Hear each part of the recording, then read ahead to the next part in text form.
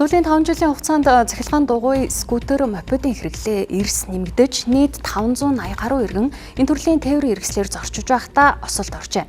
Ялангуяа осолд орсон иргэдийн дийлэнх нь 10-аас 19 насны хүүхдүүд байгаа нь энэ төрлийн тээврийн хэрэгслийг ашиглахтай холбоотой эрх зүйн зохицуулалт зайлшгүй шаардлагатай байна. Тэгвэл улсын хурлын гишүүн Батчингээр ахлуулсан ажлын хэсэг скутер, сурон, цахилгаан дугуйг нийтийн тээврийн хэрэгслийн нэг төрөлд тооцож тусгай зөвшөөрлийн дагуу иргэдэд үйлчилгээ үзүүлдэг байхаар хуулийн төсөл боловсруулжээ. За одоо хүчин төгөлдөр мөрдөгдөж байгаа замын хөдөлгөөний аюулгүй байдлын тухай хуулиар цахилгаан дугуй, скутер, мопед зэрэг ямар тээврийн хэрэгсэл гэж үзэх вэ? За автозамын зорчих хэсгийн аль нэгнээр зорчих вэ зэрэг нь тодорхой бос байгаа юм а. За түүнчлэн энэ төрлийн үйлчилгээ үзүүлж байгаа аж ахуй нэгжүүдийн эрх үүрэг тодорхойгүй байгаа нь нийслэлийн иргэдэд аюул учруулж байна гэж мэргэжилтнүүд үзэж байна. Нэгдүгээр игнэг нийтийн тээвэр автобусны зам гэд тунхаглаад байгаа боловч зарим тохиолдолд ерөөсөө автобусууд нь нэгдүгээр игнэгээр биш хоёрдугаар игнэгээр бүр гүйцэтгүүлж тавих гэдэг тийм ээ.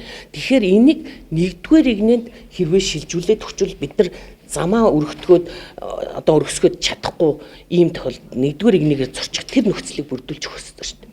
Өнөөдөр 11 сарын 1-ээс эхлээд суран скутер цахилгаан тээврийн хэрэгслийг замын хөдөлгөөнд оролцуулахгүй гэд хоригдчихдаг. Тэр нь 3 сар 4 сар гараад ирдэг.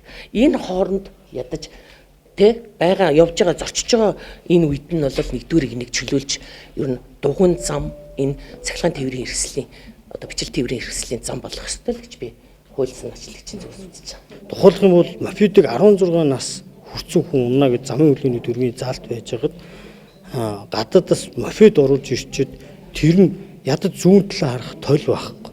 Тэгэд хамгаалах малгай байршуулахгүйгээр иргэдийг үндсэндээ чи энэ зэвсгийг бариад дураараа дурга хин нэгнийг очиод мөргөө хин нэгний хөдөлгөөн цаад болоо гэдэг энэ зэвсгийг нөгөөд байгаа байхгүй. За явган зам дээр ингээд та хэрвээ одоо нийт эзэмшлийг ингээд ашиглаад ямар нэгэн аж ахуй үйл ажиллагаа явуулж байгаа бол за та хошоо сетбак гэж ярьдаг те бол ус гэсэн яг энэ хэрэглэгддэг. Сетбак хийх юм бол хийгээд эргээгээд яг энэ дээр нөгөө явган болоо дугуйн замын одоо зай гаргаж өгөх юм бол танд эргээгээд одоо хотоосон татврын чинь хөнгөлт оруулж гэх юм уу. Эдгээр нөгөө хот төлөлтийн үйл ажиллагаа хэрэгжүүлээд бол нөгөө зайг бол чөлөөлөхгүй юу одоо ингээд гарах бол боломжтой гэж харж байна. Энэ бичил одоо цахилгаан тээврийн хэрэгсэл гэж үзнэ. За энийг бол нийслэлийн нийтийн тээврийн газраас зөвшөөрлөө аваад яг стандартын шаардлага хангасан гэж үзэх ёстой. Энэ өөрөө бол энэ стандарт нь бол тодорхой дүрм журамд нь өөрчлөлт оруулаад нийслэлийнхаа мэдл явах ёстой гэсэн ийм саналуудыг бид нэр өгөө явж байгаа. За манай улсад сүүлийн 3 жилд импортоор орж ирсэн цахилгаан дугуй буюу сурон, мопед, скутерийн тоо эрс нэмэгдэжээ. За тухайлбал 2022 онд 1050 байсан бол за 2023 онд 8157, 2024 онд 16783 болж өсжээ. За хэрэглээ нэмэгдэхийн хэрээр энэ төрлийн тээврийн хэрэгслийг байрлуулах зогсоолоос эхлээд тулгамдсан олон асуудал гарч ирж байгаа. За харин үйлчилгээ эрхлэгчдийн зүгээс иргэдийн соёл, бичил тээврийн хэрэгслийг зөв зохистой ашиглах байдал хамгийн их санаа зовсон асуудал байдгаа гэж ярьж байна.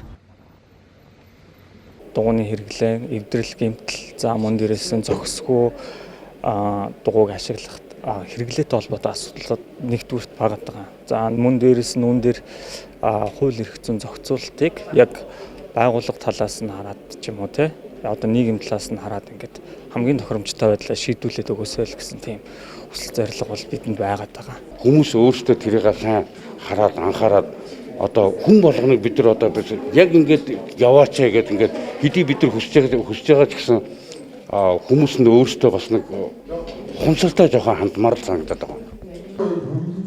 За ямар ч тач замын хөдөлгөөний аюулгүй байдлын тухай хуульд нэмэлт өөрчлөлт оруулснаар цахилгаан скутер, цахилгаан дугуй жолоодон замын хөдөлгөөнд оролцогч жолоочийн эрх үүрэг хориглох зүйлс. За цахилгаан скутерийн хөдөлгүүрийн хүчин чадал, хурдны хязгаар, техникийн үзлэг онцлогоонд орсон байдал зэргийг цогцоор нь цэгцлэх боломж бүрднэ гэж төлөвлөсөн байна.